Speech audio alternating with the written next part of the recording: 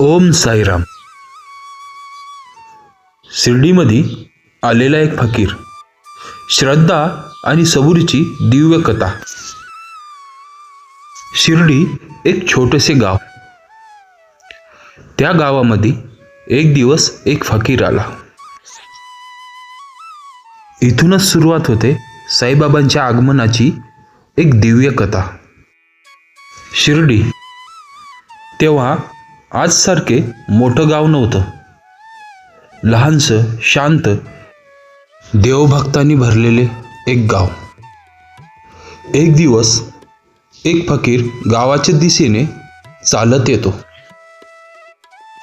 फाटकी company, डोक्यावर कपडा, पायात चप्पल नाही, पण डोळ्यात विलक्षण तेज. तो थेट जातो खंडोबा मंदिराकडे. खंडोबा मंदिरातील पुजारी होते म्हाळसापती नानासाहेब चांदोरकर. ते रोज सकाळी पूजा करत असत. त्या दिवशी पूजा चालू असताना त्यांची नजर अचानक त्या फकीराकडे गेली. क्षणभर ते थांबतात. त्यांना असं वाटतं जणू कोणी साधा माणूस नाही, तर स्वतः देव चालत येतोय. अंतकरणातून आवाज येतो आणि त्यांच्या तोंडातून शब्द बाहेर पडतात, या साई. गावातील लोकांना धक्का बसला. सगळे लोक चकित झाले. पुजारी महाराज, हा तर फकीर आहे, तुम्ही याला साई का म्हणालात? पुजारी शांतपणे म्हणतात, हा साधा फकीर नाही, हा तर परमात्मा आहे. माझ्या तोंडून शब्द आपोआप आले. त्या दिवसापासून तो फकीर साई म्हणून ओळखायला जाऊ लागला.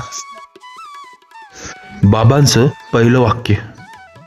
साईबाबा मंदपणे हसतात आणि म्हणतात, माझं काम इथेच आहे, मी इथेच राहणार. आणि खरंच त्या दिवसापासून शिर्डीचं नशीबच बदललं. त्या एका शब्दाचा अर्थ या साई हा फक्त शब्द नव्हता, तो होता देवाला दिलेलं आमंत्रण. इथूनच खंडोबाच्या भूमीत साईबाबांचा वास सुरू झाला. आजही शिर्डीत तो आवाज ऐकू येतो, या साई.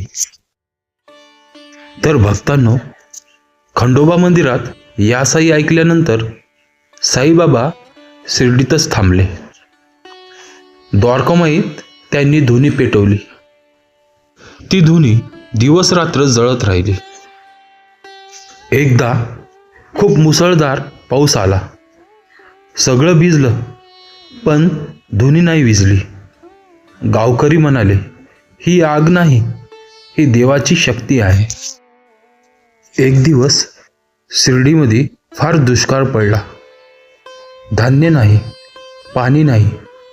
त्यावर साईबाबा म्हणाले, ज्याच्याकडे आहे त्यांनी द्यावे. लोकांनी थोडं थोडं अन्न आणलं आणि चमत्कार झाला.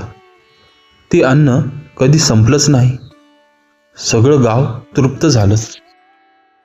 एक भक्ताचं घर आगीत जळालं. तो रडत बाबाकडे आला. बाबा म्हणाले, घरी जा, काहीच झालं नाही. तो घरी गेला. घर जसं होतं तसंच उभं होतं. पूर्ण गाव हादरून गेलं.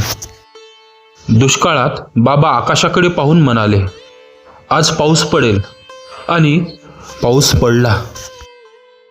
साईबाबा म्हणाले होते, मी शरीर सोडेल, पण भक्तांना सोडणार नाही. तर भक्तांनो, या साई हा एक शब्द नव्हता, तो होता देवाला दिलेला प्रवेश. आणि त्या दिवसापासून शिर्डीत चमत्कार थांबले नाहीत. आजही जो भक्त मनापासून म्हणतो या साई, साईबाबा शरीराने गेले, बाबा पण आजही प्रत्येक भक्ताच्या श्वासात आहेत. श्रद्धा ठेवा, सबुरी ठेवा. साईराम. आणि जाता जाता चॅनलला सबस्क्राईब करा, लाईक करा आणि ओम साईराम